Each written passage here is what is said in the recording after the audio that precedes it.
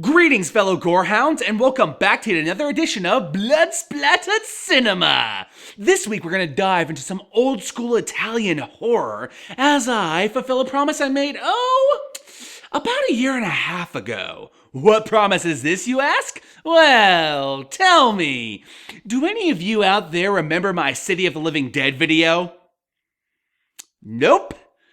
Alright, well, in that case, to recap, Lucio Fulci, the Italian godfather of gore, made 3 films in which the gates to hell open and the dead inherit the earth. None of the films are directly connected, but they are nonetheless referred to as the Gates of Hell trilogy due to their common themes. Last time I talked exclusively of the first film, City of the Living Dead. Short version, it was awesome. Shorter version, it.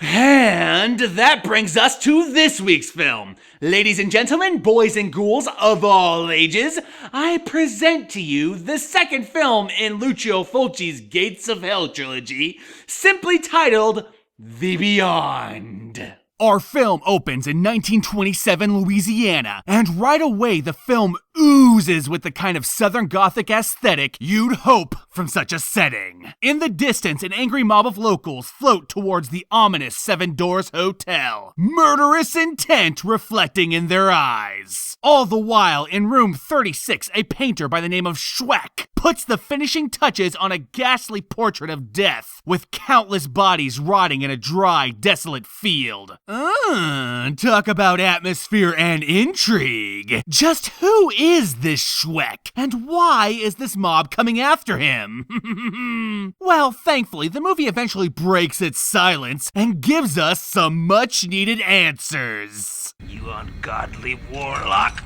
Because of you, this hotel and this town will be cursed forever. You know, I think I'm going to start greeting everyone like that. Okay, dude, $20 pronto. Gotta get to the Slayer concert. You ungodly pizza man! Because of you, my dinner will be cold forever!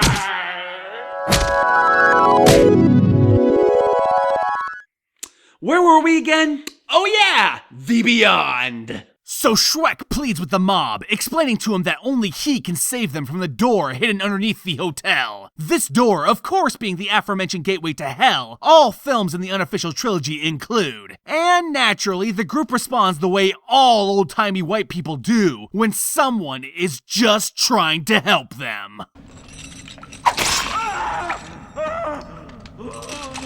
Ooh, yeah, that's gotta hurt. But at least now he'll fit into that dress he bought for spring formal. So sparkly. And following one hell of a beating, the mob put Schweck out of his misery by crucifying him to a wall and dousing his body in boiling quicklime, which has about the same effect on human skin as the Ark of the Covenant. I'll stop the world and melt with you. You've seen the difference, and it's getting better all the time. Aww, doesn't it just remind you of your first date? No? So it's just me then. Awkward. Oh yeah, and while this whole execution thing is taking place, the film randomly cuts to a girl named Emily reading cryptic passages from the Book of Abon, which essentially serves as this film's equivalent to the Necronomicon. Be sure to remember and take note of Emily, because rest assured she will be important later on. I mean, why else would she be here if not, right? Think about it. Woe be unto him who opens one of the 7 gateways to hell. Because through that gateway, evil will invade the world.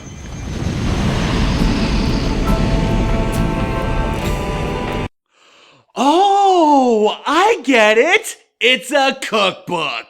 And following the alluring and fiery credits, cue the flash forward. Here we're introduced to our main protagonist, Lisa Merrill, played by English actress Catriona MacColl, whom some may remember was also in City of the Living Dead. And for that matter, she also appears in House by the Cemetery. So you can count that as one more thing that connects this loose trilogy together. Gates to Hell, Katrina McCall, and what the fuck is this shit? I don't even. We then learn that Miss Merrill has inherited the Seven Doors Hotel and is now currently overseeing its restoration in hopes of opening it back up for business. Which, as you can imagine, given the opening scene of the film, is actually a really bad idea. All joking aside though, this has actually been a really solid introduction to the film. We now know who our main players are, Lisa, Emily, and of course, Schweck. And we also know what the ultimate problem will be, that being a gateway to hell located under the hotel's basement. I'm actually a bit surprised. Given this film's low budget and grindhouse reputation, I expected to run into at least one or two major problems thus far. But as it stands, this movie has actually been kinda Wait a second. Rewind that shit. Bye.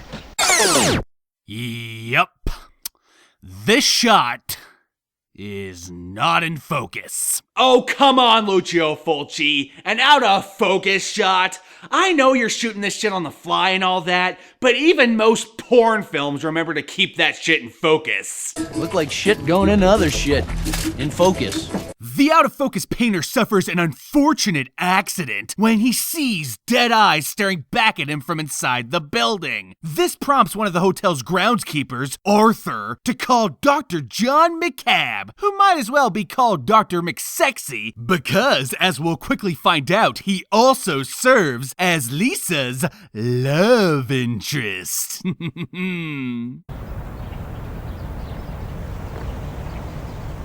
This man needs to get to hospital. No shit! What was your first clue? The excessive spitting of blood or the broken spine? Also, I'm pretty sure that man is dead as shit. Look at him. Just look at him. That's one dead motherfucker. I sure would like to know how a man can fall off a scaffolding 6 feet wide. Oh, that's easy! Like this! Pretty self-explanatory, really. Following the unfortunate accident, Joe the plumber arrives to save the hotel's flooded basement because he's a pimp and that's just how he rolls. You the plumber? Hi. Joe, right? Nope. Name's Jeb. Name on the truck's just to throw people off. Lisa leads Pimp Daddy Joe to the basement where, holy shit, that's a lot of water. Jeez, and I thought my basement had problems. It's just filled with dead bodies and spiders.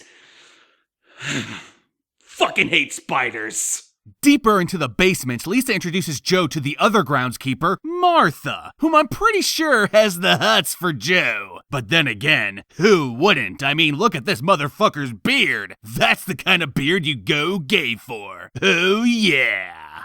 I made this little pathway to the far end, just for Joe.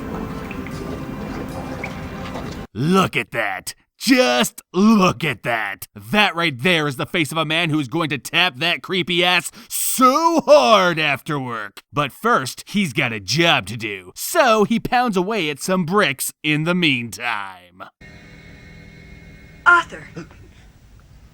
Well, if you ask me, it looks like someone's been taking a trip to Palmdale. What are you doing in my room? I was looking for keys.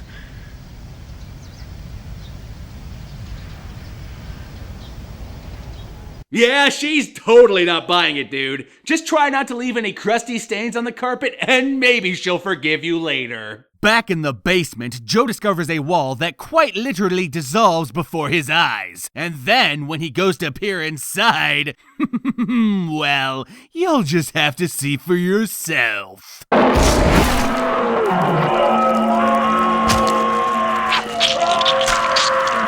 I got your eye! Meanwhile, in what appears to be another movie, Lisa heads towards town unaware of her poor plumber's eye trauma, and...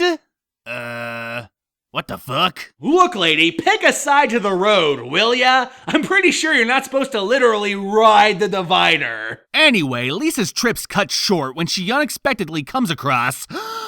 A blind Emily! And what's more, she's still alive after all these years! No, that is not a twist. That is a plot development. Bad robot chicken clip. Go to your corner and think about what you've done. Tell me, how am I supposed to live without you?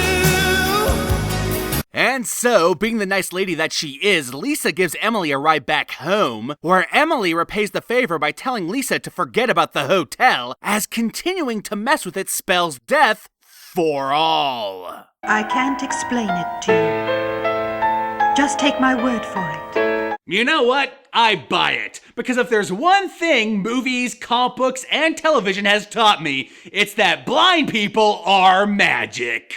Back at the hotel, Martha discovers Joe's body, as well as Schweck's long-lost corpse, both of which get transferred to the local hospital's morgue, where Joe's family comes by to pay their last respects. But while the mother says her goodbyes to her dearly departed husband, the daughter waits outside and has the scariest scare of her whole life. But what on earth could possibly scare this young girl so? What evil lurks within these pristine halls, waiting for the opportunity to strike?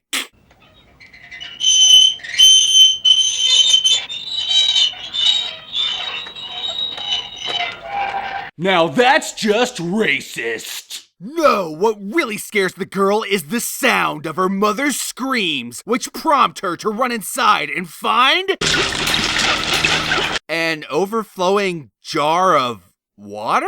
Oh, well, I guess it's melting her mother's face, so it's safe to assume it's acid, right? But then the acid expands and forces the girl to the other side of the room, where she opens the door to what I assume is the freezer and gets a face full of deadness. Huh.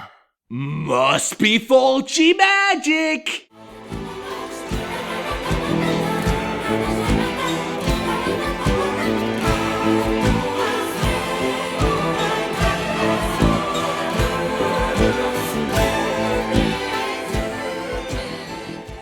Following the exceptionally confusing acid bath, Lisa and Dr. John meet up for brunch where we learn quite a bit regarding our lead's history. So, what did you do in the Big Apple? Just about everything a girl could do, without losing her good English breeding and reputation. Modeling, dancing, secretary. Oh, I get it, because that's all women are good for, right, movie? That's just sexist.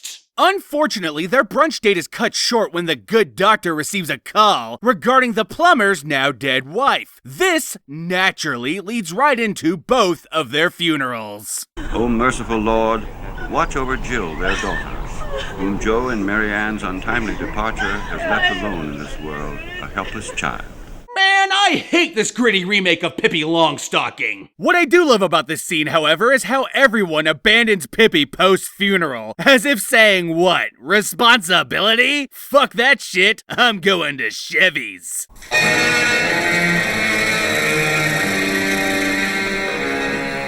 Oh, get it? She's blind like Emily because she's seen the beyond. Speaking of Emily, late that night she pays Lisa a visit to warn her of the evil warlock Schweck's return, but their conversation is cut short when Emily's palms start bleeding.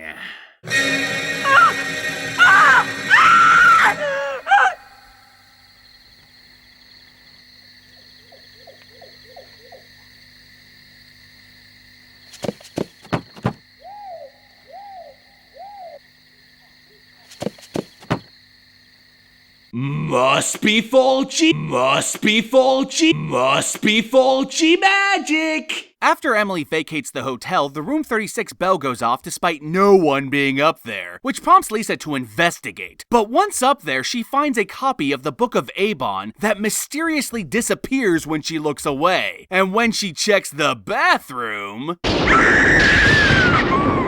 Evil Warlock Schweck, what the fuck are you doing here? Oh, you know, just hanging around.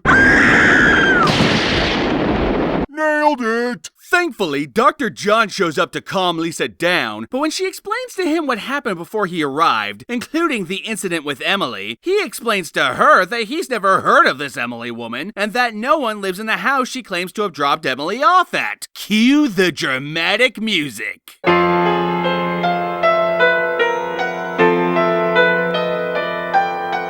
You know, when I said cue the dramatic music, I did not expect that it would be literally played by one of the characters in the movie.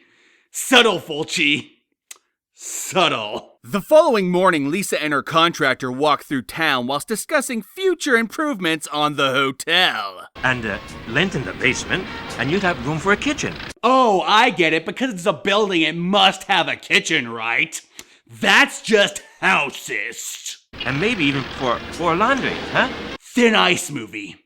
Thin Ice. However, their conversation is cut short when Lisa spots the Book of Avon in a store window, but when she runs inside, she discovers that it was merely her imagination. That book's been there for 2 years. Nobody wants to buy it. It's very nice, though. Very, very interesting. Oh, yeah, I'd totally buy that dubbin'. Actually, in all seriousness, this is as good a time as any to talk a little bit about film history. You see, for the longest time, Italian films were shot silently and then dubbed over in post-production. This allowed some films, such as The Good, the Bad, and the Ugly, to sport an international cast, whom were all allowed to recite lines in their native languages. Then, for the Italian releases, they would dub over all non-Italian speakers with native speakers, and for the American releases, guys like Clint Eastwood were allowed to dub over themselves. This is why, when you're sometimes watching an Italian film, some of the lip-syncing matches, while others feel completely off. The Beyond, if you couldn't guess, was made during this era, hence why director Lucio Fulci here's got English coming out of his mouth, when the man himself didn't know a lick of it. Now you know! Back to the movie, the contractor checks the town records for the hotel's blueprints, but unfortunately, by doing so, he learns way too much. Which of course means what, class? Dead by dawn! Dead by dawn! Dead by dawn! Dead by dawn! Dead by dawn! That's right, which of course means it's time for everybody's favorite game.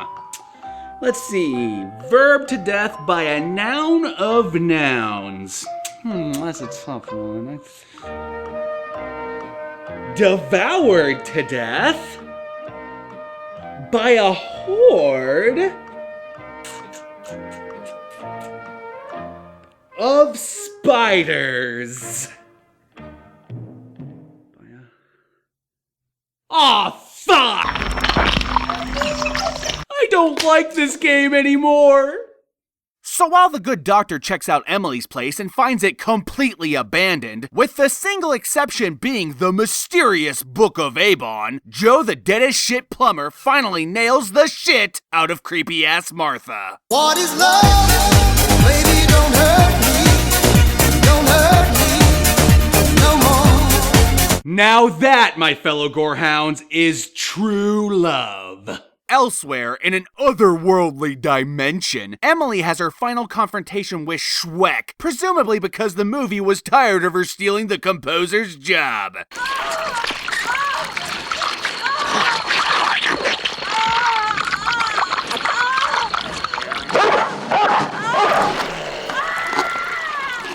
Oh, hey, that's actually kind of clever. Check it out. See no evil, hear no evil, speak no evil. It's a minor detail, but one I dig nonetheless. Back at the hotel, Lisa has a brief scare with the now deader-than-dead Arthur, but luckily she runs right into the arms of the good doctor, who then proceeds to patronize her because he don't believe in all this supernatural horseshit. He's a doctor, science and all that. Who are you, Liza? Who are you really? John, I don't understand you. What a question. Why'd you ask? Because according to the Book of Avon, this hotel is one of the 7 gateways of hell. Well, according to my book of bullshit, you're a dickweed.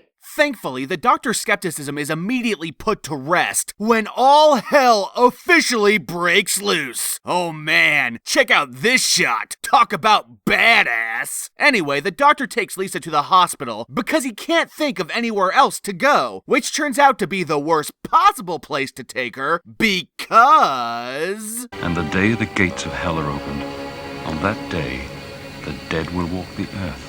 Bullshit! We all know the dead will only walk the earth when there is no more room in hell, because George Romero says so. And according to the internet, George Romero invented zombies. I mean, never mind voodoo mythology or movies like White Zombie, it was all Romero. So the doctor and Lisa head into the morgue, because that's obviously the best place to hide when the dead are rising from their eternal slumber. You're so smart, Dr. John. Oh shit, it's Schweck! Hurry, Doc! Shoot him! Shoot him! Aim for the head! No, not the chest, the head! The head! Aw, you're so useless, Dr. John. You couldn't even hit the broadside of a bar. Okay, that shot is both so good and so bad that I'm not entirely sure right now if my head hurts because I felt the shot myself or if it's because I'm about to enter a cheese coma.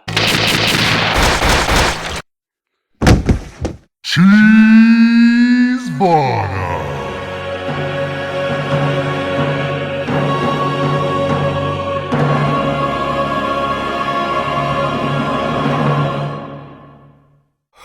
Where was I again? Oh yeah, the zombie apocalypse. Lisa and the doctor run down a flight of stairs only to end up back in the hotel's basement. Curiouser and curiouser. Left with only two choices, go back upstairs or go deeper into the basement, the couple choose the latter because they hear zombies shambling above. But when they come out of the other end, they find themselves trapped in what I can only assume is hell. Or purgatory. Or hellgatory.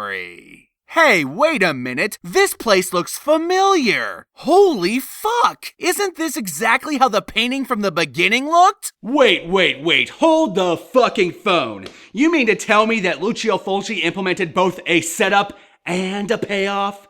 You're blowing my mind, man. I mean, how am I supposed to handle this information? I'm just a dumb American, man. I mean, this is mind-boggling stuff.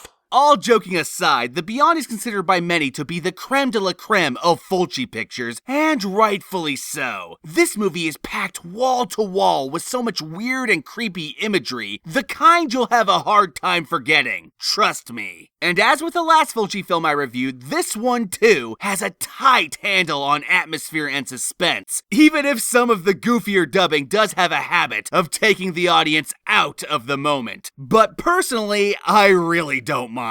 But here's a small little bit of trivia for you.